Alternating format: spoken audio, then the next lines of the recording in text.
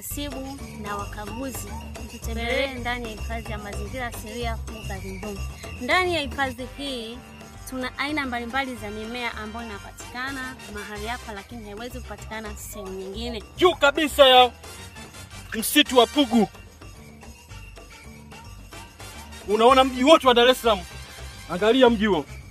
Mkazindumbu ndio forest reserve umetokana na huu mti. Kwa hiyo mtu huwezi kupata eneo lolote lingine zaidi hapa Pugu. Na pia wataalamu wenyewe walikuwa wanatumia kwa ajili ya dawa.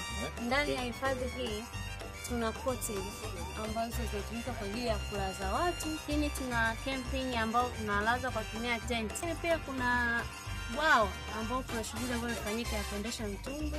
Kuna hiking ambapo unaona viewpoint ni rahisi zaidi na ni mandhari ambayo tunafikia.